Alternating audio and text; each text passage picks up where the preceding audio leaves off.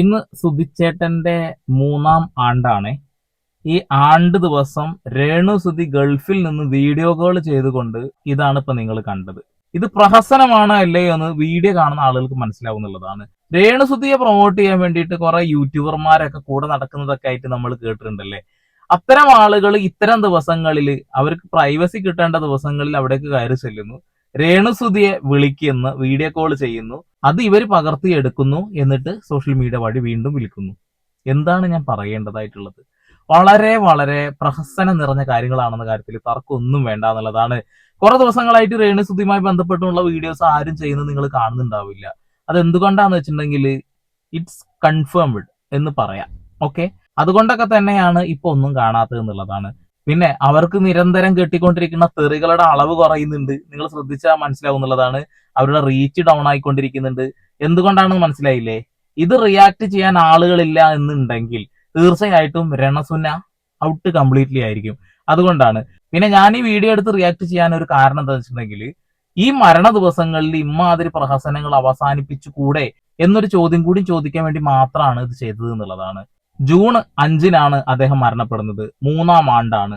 ഇതുമായി ബന്ധപ്പെട്ടുകൊണ്ട് രണസുന അവരുടെ സോഷ്യൽ മീഡിയയിൽ ഇട്ട ഒരു വീഡിയോ അതൊന്ന് കാണണം. ഇന്ന് ജൂൺ 3 ജൂൺ 5-ാം തീയതി എന്ന് പറയുന്നത് ഒരിക്കലും എൻ്റെ മനസ്സിൽ പോലും അങ്ങനെ ഒരു ദിവസം ഉണ്ടാകരുതെന്ന് പ്രാർത്ഥിക്കുന്ന ഒരാളായിരുന്നു. പക്ഷേ ജൂൺ 5 സുധിച്ചേട്ടൻ മരിച്ചിട്ട് 3 വർഷമാകുന്നു.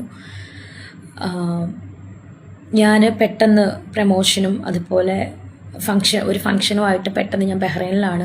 ഞാൻ 10-ാം തീയതി മടങ്ങി പോകത്തുള്ളൂ. അപ്പം 3-ാം വർഷമായിട്ട് ചടങ്ങുകളോ കാര്യങ്ങളോ ഒന്നുമില്ല. എവിടെയായിരുന്നാലും അദ്ദേഹത്തിൻ്റെ ആത്മാവിന് നിത്യശാന്തി കിട്ടട്ടെ, പ്രാർത്ഥനയേ ഉള്ളൂ. ഞാൻ അവിടെ ഇല്ലെങ്കിലും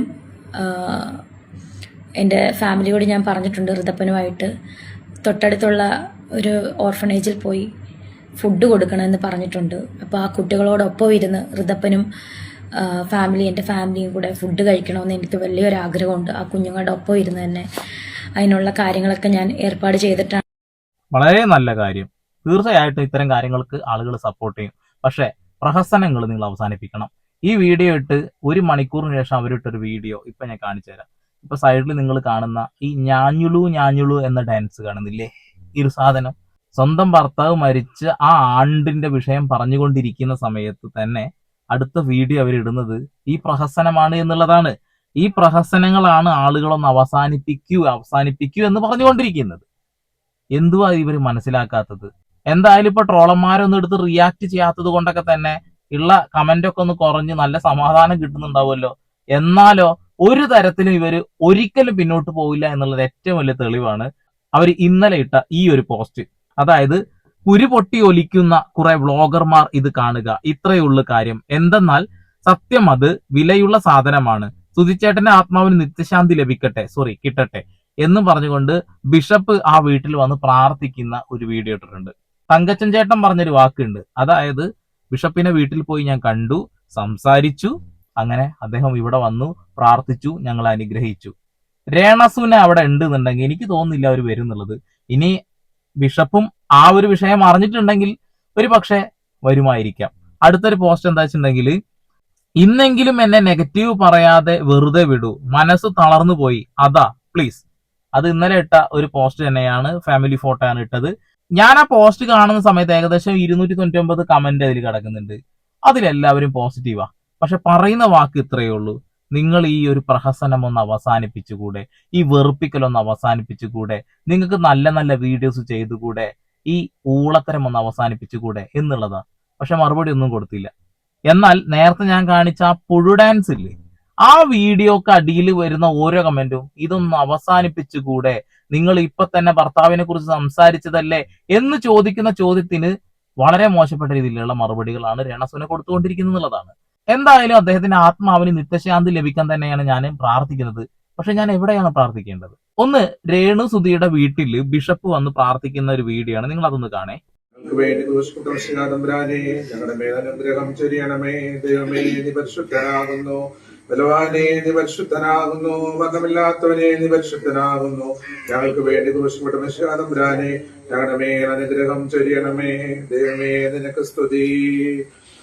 സൃഷ്ടാവേ, നിനക്ക് സ്തുതി. തീർച്ചയായിട്ടും ഒരു പുരോഹിതൻ വിളിച്ചു കഴിഞ്ഞാൽ അവിടെ ചെല്ലുക തന്നെ ചെയ്യും. രേണുസുതി ഉണ്ടെങ്കിൽ ചിലപ്പോൾ പോകില്ലായിരിക്കാം. ചിലപ്പോ ഞാൻ നേരത്തെ പറഞ്ഞതുപോലെ അതെല്ലാം അറിയുന്ന ഒരു വ്യക്തി ആയതുകൊണ്ട് ചിലപ്പോ അങ്ങ് പോവുക തന്നെ ചെയ്യുന്നുള്ളതാണ്. ഇതാണ് ഒന്നാമത്തെ വീഡിയോ. രണ്ടാമത്തെ വീഡിയോ ഇപ്പൊ നിങ്ങൾ സൈഡിൽ കാണുന്നുണ്ടാവും. കൊല്ലം സുധിയുടെ അമ്മ അല്ലെ, ആ ഫോട്ടോയുടെ അടുത്ത്, മാല ചാർത്തിയ ആ ഫോട്ടോയുടെ അടുത്ത്, നിലവിളക്ക് കത്തിച്ചു വെച്ച ആ ഫോട്ടോയുടെ മുന്നിൽ ഇരുന്ന് പ്രാർത്ഥിക്കുന്നതാണ്. തൊട്ടടുത്ത് ഏതൊരു വ്യക്തി രാമായണം അവിടെ പാരായണം ചെയ്തുകൊണ്ടിരിക്കുന്നുണ്ട്. അപ്പൊ ഇതാണോ ഞാൻ വിശ്വസിക്കേണ്ടത്? ഇവിടെയാണോ ഞാൻ പ്രാർത്ഥിക്കേണ്ടത്? അല്ലെങ്കിൽ ക്രൈസ്തവ മതവിശ്വാസ പ്രകാരം ഞാൻ എവിടെയാണ് പ്രാർത്ഥിക്കേണ്ടത്? എനിക്കൊരു പിടുത്തം കിട്ടുന്നില്ല. കാരണം മറ്റൊന്നുമല്ല, ഇപ്പൊ കിച്ചു അവിടെ നിൽക്കുന്നതൊക്കെ നിങ്ങൾ കാണുന്നുണ്ടാവും. ഇദ്ദേഹം ഒരു ഹിന്ദു ആയിരുന്നു എന്നുള്ളതാണ് ഞാൻ മനസ്സിലാക്കുന്നത്. അദ്ദേഹത്തിന്റെ കൂട്ടുകാരൊക്കെ പറയുന്ന ഒരു വാക്കുണ്ട്. അദ്ദേഹത്തിന്റെ ആ ഒരു ഭൗതിക ശരീരം അദ്ദേഹം ഏറ്റവും കൂടുതൽ ആഗ്രഹിച്ചിരുന്നത് കൊല്ലത്ത് തന്നെ അടക്കം ചെയ്യണം എന്നുള്ളതായിരുന്നു. പക്ഷെ അതൊക്കെ തള്ളിക്കളഞ്ഞുകൊണ്ട് ആ ഒരു ദിവസം ഒരുപാട് നാടകീയമായിട്ട് രംഗങ്ങൾ സംഭവിക്കുന്നു. അദ്ദേഹത്തിനെ നേരെ പള്ളിയിലേക്ക് കൊണ്ടുപോകുന്നു. എന്നാൽ ഇവരുടെ വീട്ടില് ഈ അമ്മയ്ക്ക് അവകാശപ്പെട്ട തന്റെ മകന്റെ ഭൗതിക ശരീരം പോലും കിട്ടിയിട്ടില്ല കേട്ടോ. അവരുടെ വീട്ടില് ഹൈന്ദവ വിശ്വാസ പ്രകാരമുള്ള കർമ്മങ്ങൾ ചെയ്തുകൊണ്ടിരിക്കുന്നുണ്ട്. ആത്മാവിന് ശാന്തി ലഭിക്കട്ടെ എന്ന് നമ്മൾ പറയുമ്പോൾ പോലും അവിടെ ഒരു വല്ലാതെ കൺഫ്യൂസ്ഡ് ആയിട്ടാണ് ഞാൻ നിൽക്കുന്നത്. ഒരു ഹൈന്ദവനായ ഞാന് തീർച്ചയായിട്ടും ഇത്തരം കാര്യങ്ങൾ കേൾക്കുമ്പോൾ എവിടെയാണ് ഞാൻ പ്രാർത്ഥിക്കേണ്ടത് എന്നൊരു കൺഫ്യൂഷൻ എനിക്കുണ്ട്. ഹിന്ദു മതം എന്ന് പറഞ്ഞിട്ടുണ്ടെന്നുണ്ടെങ്കിൽ തീർച്ചയായിട്ടും ഏകദൈവ വിശ്വാസം തന്നെയാണെന്ന കാര്യത്തിൽ തർക്കമൊന്നും വേണ്ട. ഇന്ത്യയിൽ ജനിക്കുന്ന എല്ലാവരും ഹിന്ദു ആണ് എന്ന് തന്നെ പറയേണ്ടി വരും. ഇൻഡസ് എന്ന് പറഞ്ഞാൽ ഇന്ത്യക്കാരെന്നാണ് അർത്ഥം. ഹിന്ദു എന്ന് പറഞ്ഞാൽ ഇന്ത്യക്കാർ എന്ന് തന്നെയാണ് അർത്ഥം. പക്ഷെ വിഭിന്നമായിട്ടുള്ള വ്യത്യസ്തമായ രീതിയിലുള്ള ആരാധനകൾ അവരിലുണ്ട് എന്ന കാര്യത്തിലും തർക്കമൊന്നും വേണ്ട. പക്ഷെ ഈ വിഷയത്തിൽ ഞാൻ എവിടെ പ്രാർത്ഥിക്കണം? ഇനി രണ്ടാമത് രേണുസുതിയുടെ വീട് തന്നെ. പിതാവേ,